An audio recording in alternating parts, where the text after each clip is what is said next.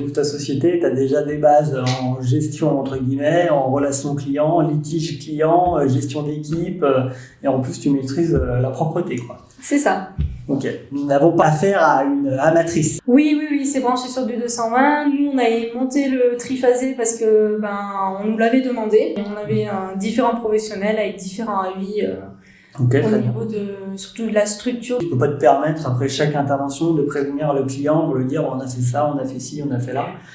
Alors que du coup, avec un système de suivi de chantier de pointage, avec l'espace client en ligne, tout ça on l'a vu en formation, effectivement tes clients vont pouvoir se connecter et voir les interventions passées, en cours et à venir. Bonjour les nettoyeurs, cette semaine nous sommes avec Anaïs de chez Anaïs & Co qui va nous présenter sa société de nettoyage. Bonjour Jonathan. Où est-ce qu'on est ? On est à côté du Puy-en-Velay, en Haute-Loire, dans le 43. 43, donc pour ceux qui ne savent pas situer, c'est en dessous de Saint-Étienne. C'est ça. Donc en gros, sud-ouest de Lyon. C'est là où il y a eu des inondations il n'y a pas longtemps et que la Loire a légèrement débordé. C'est ça, oui. On a été un peu épis dans l'eau. Tu vas nous dire un peu plus sur ta société de nettoyage que tu as ouvert depuis combien de temps maintenant ? Alors ça fait un peu plus d'1 an parce que je l'ai ouverte en décembre 2023. Après quelques temps de doute surtout, du coup étant salariée. Lors de la vente de l'hôtel où je travaillais, je me suis lancée à ton compte. À mon compte, du coup. T'as franchi le pas. J'ai franchi le pas, oui. Qu'est-ce que tu faisais avant ? Est-ce que tu avais déjà travaillé dans le nettoyage ? Combien de temps ? Est-ce que tu as des formations là-dedans ? Ça fait plus de 10 ans que je fais du nettoyage. Mais j'ai aussi fait de l'hôtellerie pendant 5 ans. Après, j'ai aussi eu des formations, du coup, grâce à l'AFPA en 2015, en agent de propreté et d'hygiène. Donc, tu as les bases du coup en chimie, puis toute la procédure. Tu as fait des formations sur machine aussi ? Oui, c'était une formation complète, pour le nettoyage courant des bâtiments sur machine. Monobrosse, auto-laveuse, tu maîtrises ? Oui, je maîtrise tout ça. Excellent. C'est une formation que tu as fait en alternance ? Pas du tout, c'est une formation de A à Z qui a duré 6 mois avec un stage de 2 mois. La vraie maîtrise du métier, non, c'est pas toujours le cas. Souvent, il y en a qui ouvrent leur société de nettoyage pas forcément en ayant les bases. Donc là, on va dire que c'est un plus. Plus déjà avec les machines, plus avec la chimie, les connaissances de l'hygiène des infections, et en plus, 5 années d'expertise et d'expérience dans l'hôtellerie. Donc, entre guillemets, la femme de chambre, gestion du linge, tout ce qui va avec. C'est ça, j'ai fait femme de chambre, et puis on m'a laissé un peu aussi la gérance pendant 2 ans de l'hôtel, au complet. Ouais, donc contact de la clientèle également. C'est ça, contact de la clientèle et gérance d'une petite aussi équipe. Ah, donc t'es pas parti de zéro. Quand tu ouvres ta société, t'as déjà des bases en gestion, entre guillemets, en relation client, litige client, gestion d'équipe, et en plus tu maîtrises la propreté, quoi. C'est ça. Ok, nous n'avons pas affaire à une amatrice. On va se lancer dedans en connaissance de cause. En règle générale, on a quand même des professionnels qualifiés dans le réseau Econetto, mais là particulièrement poussé, donc ça fait plaisir si tu vas pouvoir nous partager ton expérience. Qu'est-ce que tu regrettes d'avoir fait ou de ne pas avoir fait au lancement de ta société de nettoyage ? Alors, ce que je regrette un peu, c'est de ne pas m'être accompagnée tout de suite un peu de professionnel, entre guillemets, parce que finalement, je me suis lancée un peu toute seule. Avec une expérience quand même. Avec une expérience quand même, mais du coup, charge mentale plus. J'ai quand même 2 employés maintenant, donc du coup, gérer le planning qui est quand même pas très facile pour moi. Ouais, puis surtout les locations saisonnières. Donc là, tu fais quoi ? On fait gîte, Airbnb, chambre, nettoyage après particulier aussi. Ok, très bien. Ainsi que les professionnels. Pas forcément simple au niveau des horaires d'intervention, de la gestion des clés, des codes alarmes. J'ai connu. C'est ça. On a beaucoup de Poitiers, donc ça facilite les choses, mais c'est vrai qu'au niveau de la gérance du planning, c'est un peu compliqué. Un regret, c'est de ne pas être entouré de professionnels sur quelle partie exactement ? Sur la partie gestion-organisation, quoi. C'est ça, gestion-organisation. Ok, bon, c'est un peu pour ça que je suis là, quoi. Aussi. Nous sommes l'après-midi du 5e jour, parce qu'Anaïs a opté pour une formation de 5 jours. On a traité pas mal de choses. Tu dois avoir une tête. Pas mal de choses, oui. Comme ça. Un petit peu, mais ça va encore. Ta société existe depuis 1 an environ. Tu as pris Econetto dès le début ? Oui, Econetto, je l'ai pris dès le début. Dès le démarrage. Et du coup, la formation, à peu près à 1 an après, je pense qu'il n'aurait pas fallu t'attendre plus, mais je pense que peut-être tu aurais pu le faire un peu plus avant, peut-être, non? Je pense que oui, un petit peu avant, ça aurait été un peu mieux aussi. Après, c'est vrai que, comme on dit, on aime chercher à se débrouiller par soi-même aussi. Tu sais faire des devis, tu sais chiffrer tes devis, tu sais recruter du personnel, tu sais manager, tu sais faire ta facturation automatique, tu sais gérer tes clients, tu sais gérer les litiges clients, tu es relativement réactive. Après, c'est sûr que sur tous les points, tu peux pas être au top non plus, mais c'est vrai qu'en règle générale, je trouve qu'il y avait un équilibre qui était là. Maintenant, c'est sûr qu'après, il va y avoir des choses où tu avais peut-être plus de lacunes sur toute la partie peut-être commerciale, technique de vente, prix psychologique. Puis après, l'utilisation des outils, notamment, on a vu ça également pendant la formation. Tu as quand même 2-3 bases, tu sais te servir des Connecto. Mais maintenant, avec le recul, tu dirais que tu utilisais combien de pourcents de logiciels maintenant qu'on a passé 5 jours ensemble? Je pense 10%, même pas. Et pourtant, elle se débrouillait bien déjà. Après, je suis pas allée chercher, on va dire, la petite bête non plus dans le logiciel, donc j'utilisais les choses que j'avais besoin. Ouais, surtout, c'est une question de méthode aussi, parce que c'est pas compliqué, le logiciel. Ah non, il est vraiment pas compliqué, c'est vraiment très très simple l'utilisation. Ouais. Donc là, maintenant, c'était plus d'organisation, la méthodologie de travail qui restait à peaufiner. Tes clients, tu les trouves comment? Alors, les clients, souvent, me trouvent par eux-mêmes. D'accord. Bouche à oreille? Bouche à oreille, grâce à Google, grâce au site internet aussi qui est mis en avant. Parce que la partie commerciale, je ne l'avais pas bien développée jusqu'à présent. Tout à fait. Chose qui va changer. Chose qui va changer avec les méthodes qu'on a vues en formation. Ce que tu as prévu de faire là, il n'y a pas que la société nettoyage, on va en parler. Il y a des choses que tu veux développer, que tu as même déjà commencé. Que j'ai déjà commencé. Ça va intéresser quelques adhérents, parce que c'est pas rare qu'on en parle, qu'on me demande, Jonathan, qu'est-ce que t'en penses si je me lance là-dedans? Anaïs a déjà un retour d'expérience à vous faire. On va en parler dans pas longtemps. Bouche à oreille, pas trop de démarchage commercial. Et puis, de toute façon, la faute à qui? La faute à toi, j'ai envie de te dire, puisque tu es vraiment sur tous les fronts, quoi. C'est ça, je suis, on va dire, plus sur les chantiers. On le dit, tu fais combien d'heures par semaine?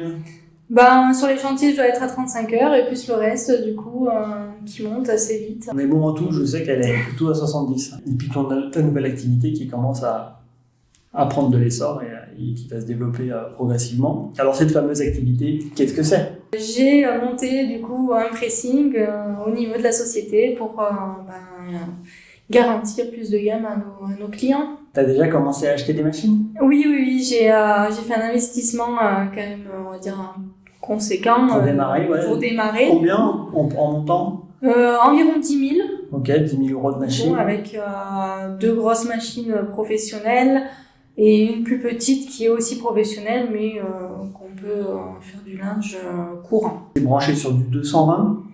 Oui, c'est branché sur du 220. Nous, on a monté le triphasé parce que on nous l'avait demandé. Okay. Mais finalement, grâce à des professionnels que j'ai pu trouver, on a pu profiter du 220 du coup. Donc on nous l'avait demandé parce que tu as contacté des professionnels du secteur pour être accompagné sur cette partie. C'est ça.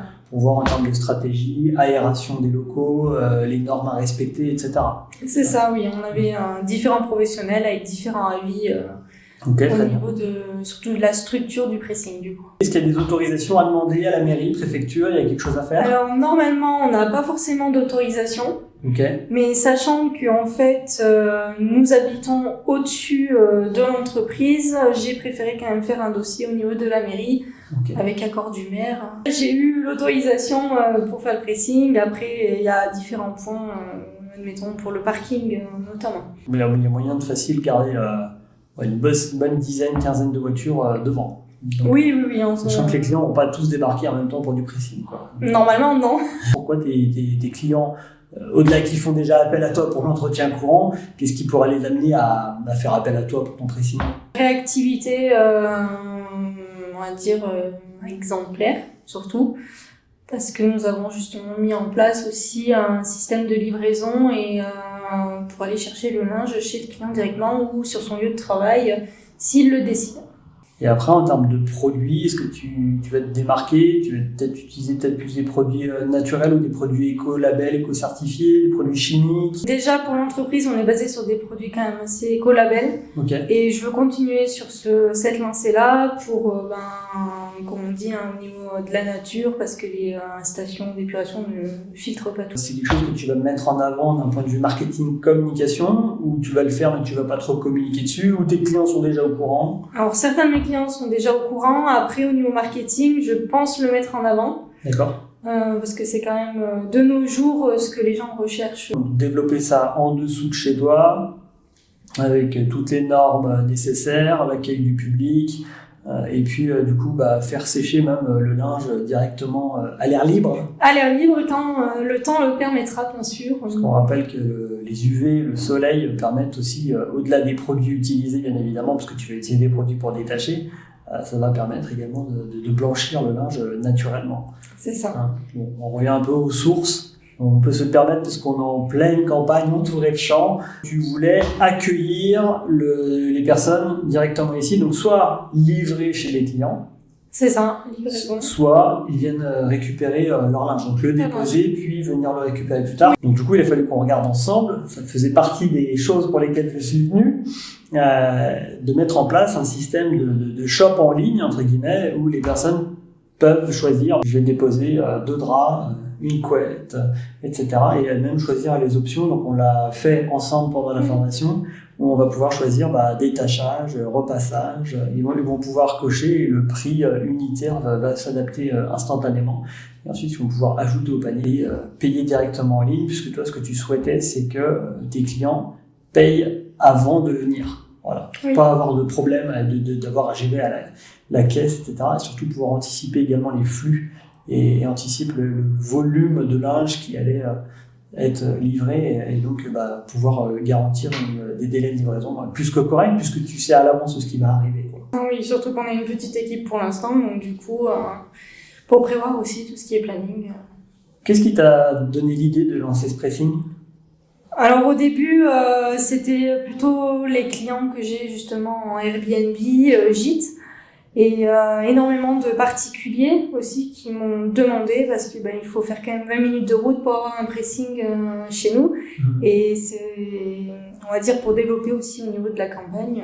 Localement. Et c'est pour ça que les technologies Conneto entrent également en jeu sur le shop qui va être mis en place là, sur ton site web. C'est que en fonction du code postal de livraison, soit ça va lui dire non, il faut que tu viennes récupérer, soit non, vous pouvez soit venir récupérer, soit on peut vous livrer, moyennant des frais, au-delà d'un certain montant de commande qui restera à définir, même si on en a déjà un peu parlé, tu pourras faire la livraison gratuitement sur ces codes postaux-là. Il y en avait quoi ? Il y avait une 10-15aine de codes postaux. Oui, une dizaine, parce que ça reste aux alentours du village. Ça représentait 20 km autour de Saint-Vincent et 20 km autour de Puy-en-Velay. C'est ça. Une quinzaine de codes postaux. Et si ils sont en dehors encore de ces codes postaux-là, là on avait carrément un blocage au niveau du panier qui leur dit désolé, vous êtes hors zone. Ça évite que la personne ajoute des articles au panier, passe commande, paye en ligne, pour qu'au final on lui dise non, désolé, je vais vous faire un remboursement parce que vous avez mal lu, vous êtes allé trop vite. Mais en fait, nous, c'est soit de la livraison, soit vous venez récupérer. Et puis, de toute évidence, vous êtes à 3 heures de route. Donc là, il y a un souci. Ça peut arriver avec des personnes qui sont pas forcément à l'aise en informatique. Éventuellement, même des personnes âgées qui vont venir sur le site et qui vont se dépêcher et qui vont cocher sans vraiment comprendre ce qu'ils sont en train de faire. Il y en a. Donc l'avantage, c'est que là, ça va limiter cette problématique-là. Au-delà du pressing, donc on a l'activité de nettoyage auprès des particuliers, l'activité de nettoyage pour tout ce qui va être gestion entre deux locataires, que ce soit touristique ou autre, logement, et puis on va avoir les professionnels. Donc là, c'est une clientèle qui est en faible pourcentage pour le moment, par rapport à l'activité totale. C'est quelque chose que tu vas être amené à développer là dans les mois à venir. On va se concentrer, je pense, pour l'instant sur tout ce qui est bureau, usine. Ok. Vu que c'est nos clients déjà habituels. Ok. Et puis, par la suite, se développer sur d'autres secteurs. Secteur d'activité ou secteur géographique et De nettoyage, surtout. De nettoyage, parce que tu as de la demande, mais que c'est réglementé. Tout d'abord, il faut que je passe un certificat donc phytosanitaire. Tout à fait. C'est pour accompagner au niveau du nettoyage pour les agriculteurs. Effectivement, il y a un marché, il y a des marchés à prendre, et souvent sous-estimés par les sociétés de nettoyage. Et puis, pour la simple et bonne raison, c'est que ça nécessite ces fameux agréments, ces fameuses certifications, qui parfois même peuvent être coûteuses, ou qui peuvent nécessiter du personnel qualifié qui se trouve pas si facilement. Ça vient se cumuler avec les autres prestations que tu fais déjà et que tu souhaites développer. Donc là, on l'a vu pendant la formation, toutes les stratégies à déployer, notamment en marketing, communication, commercial. Donc il y a pas mal de choses qu'on a mises en place, ou que tu vas mettre en place, où je t'ai donné, parce qu'on a eu 5 jours, on n'a pas eu le temps de tout faire, on en a déjà fait beaucoup. Le fait du coup de dégager le répondeur sur ton téléphone, ça sert à rien. Qui me perd plus de temps qu'autre chose à écouter les messages du coup. Inciter les gens à t'envoyer un SMS ou un mail.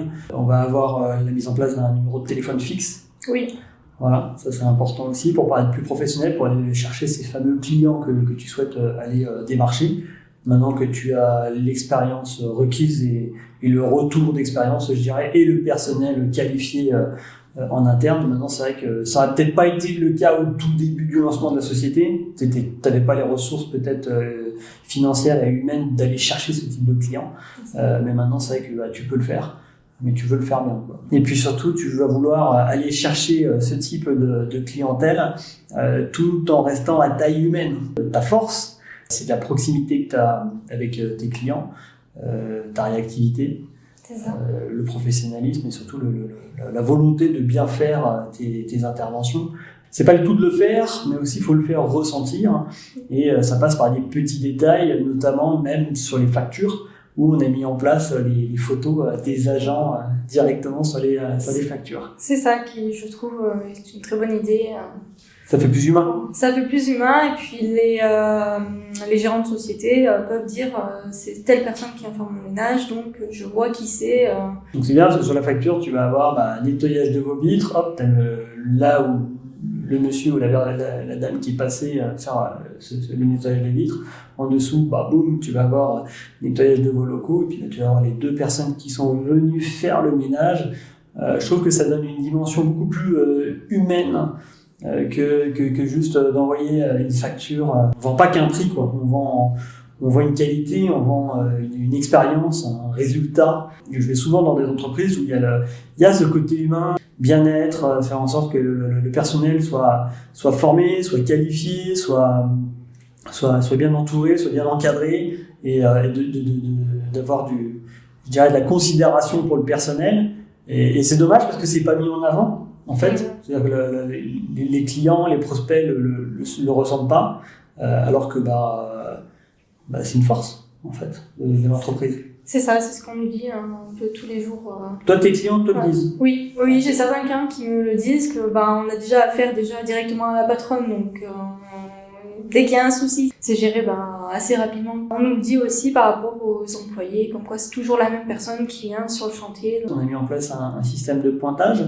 Le système de pointage, il n'a pas vocation à traquer les gens pour savoir est-ce que tu as fait ça, est-ce que tu as fait ça. Non, le but, c'est d'avoir une traçabilité, de savoir est-ce qu'elle a pu le faire, est-ce que le temps qui lui a été alloué est suffisant, et puis éventuellement de faire remonter des choses. Toi, avec du nettoyage de gîtes notamment, il peut y avoir des choses que tu as envie de savoir.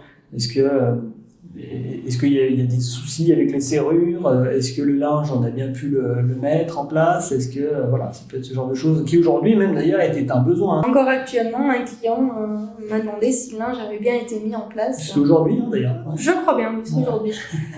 Donc il t'appelle pour te demander si le linge a bien été mis en place, alors que, oui, l'intervention était déjà terminée depuis le matin. Elle était déjà faite même avant-hier. Avant-hier. Du coup, parce qu'on avait l'occasion d'avoir 3 jours pour faire cette intervention-là. Voilà. C'est vrai qu'aujourd'hui, tu peux pas te permettre, après chaque intervention, de prévenir le client pour lui dire on a fait ça, on a fait ci, on a fait là.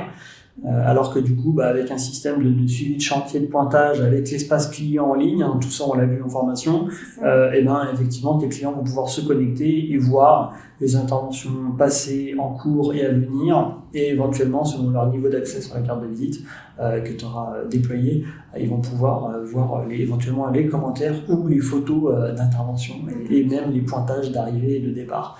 Donc là, il n'y a plus de je pose la question, est-ce que ci ou cela a été fait, est-ce que vous avez pu intervenir, est-ce que ça a été fait, pas fait. Tu vas anticiper les insatisfactions clients et puis surtout ce côté un peu brouillard, on ne sait jamais trop, la société de nettoyage, ils sont bien gentils, mais on ne sait jamais trop ce qui a été fait, pas fait, comment ça a été fait ou pas. Et puis il y a toujours un peu ce stress, il ne faut pas oublier que celui qui va louer son bien, il est quand même très lié aux plateformes sur lesquelles il loue et que si un ménage est mal fait, ou le linge est mal mis en place, ou il manque des choses, il va se manquer une mauvaise note et c'est lui qui trinque, quoi. Donc il a ce stress, cette boule au ventre tout le temps. Surtout que les clients des Airbnb qu'on a ne sont pas sur le secteur de la Haute-Loire le plus souvent. Ils ne sont pas présents sur place. Non, ils ne sont pas présents. C'est pour ça que d'ailleurs on a des boîtes à clés qui permettent un système d'ailleurs électronique aussi. Donc ils savent aussi quand on est passé et combien de temps on a mis. Voilà. Ça, c'est vrai que c'est pas mal. C'est pas mal. Après, ça, c'est encore un autre problème que tu as, c'est que tu as des clients qui passent par une plateforme de gestion, location, commande de prestataires. Et t'en as un autre qui passe sur une autre plateforme.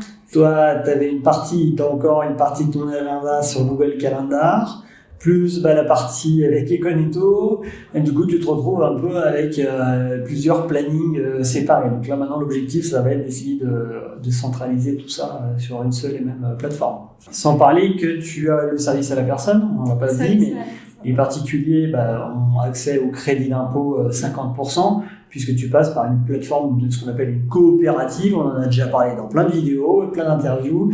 Et toi, tu passes par... Je passe par Unipro, du coup. Unipro. Qui, malheureusement, on passe au système de calendrier. Donc, il faut que je reprenne un calendrier à part. Après, le calendrier, c'est une chose. Si tu n'as pas tout le système de pointage, etc., que ça ne remonte pas au niveau de la facturation, que tu n'as pas... Il faut la planification automatique. Il y a plein de choses qui peuvent rentrer en jeu. Donc, développer une chose, c'est bien, mais là, je te parle en connaissance de cause.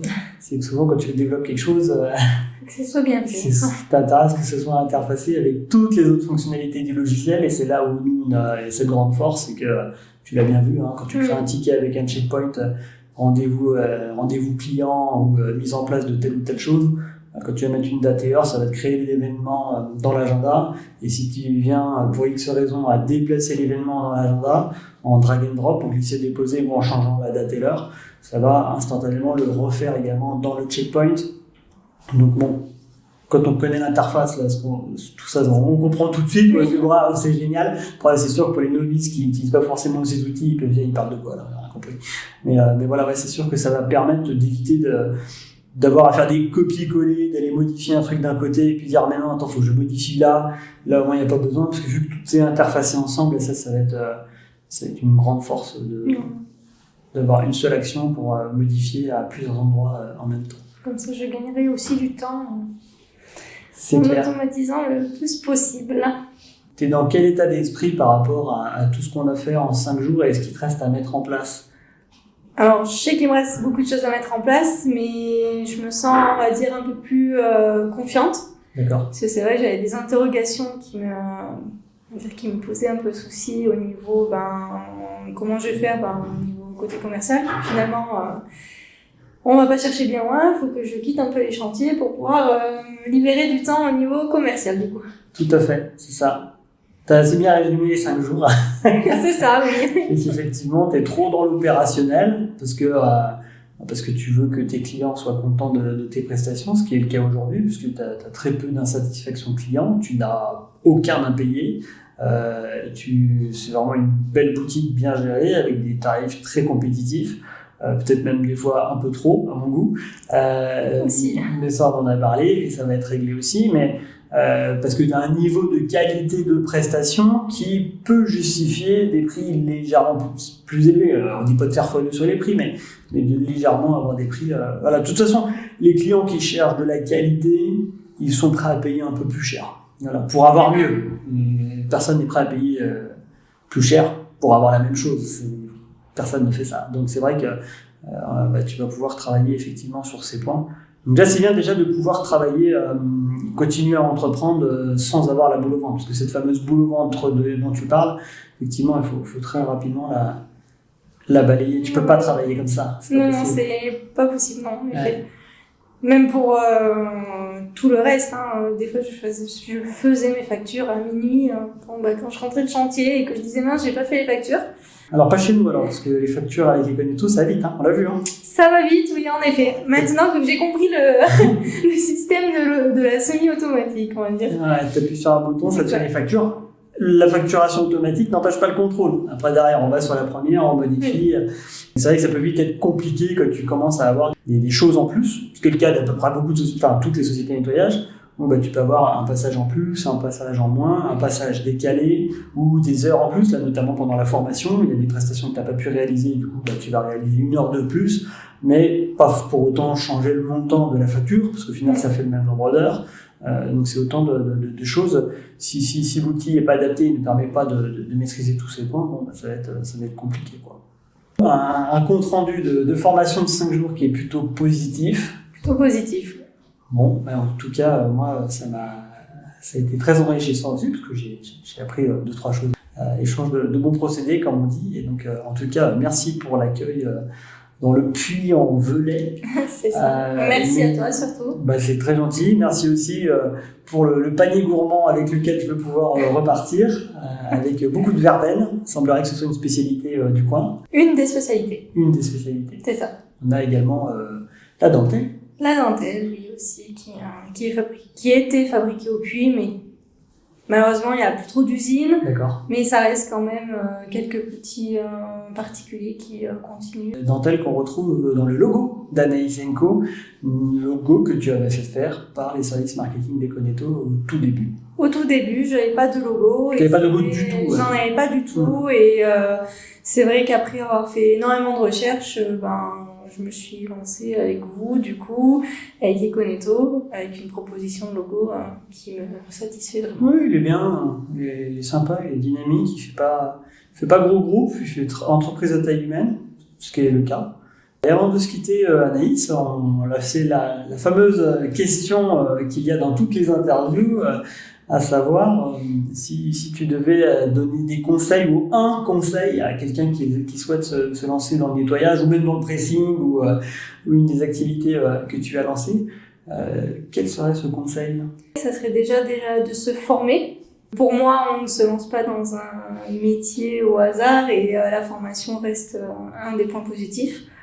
Et pour les personnes qui hésitent, il faut se lancer, même si il doit arriver qu'on doit faire une boutique un jour ou l'autre, ça sera toujours une bonne expérience. Bon courage en tout cas pour tout ça, entre une maison à rénover, un terrain à aménager, les places de parking devant, le pressing, le développement de la société, les différentes activités. C'est un beau mot de la fin. Donc écoute, en tout cas Anaïs, merci à Fabien et à toi-même de m'avoir accueilli dans ta maison en fin cours de travaux. Oui, on est proche quand même de la fin, mais... Plus ou moins.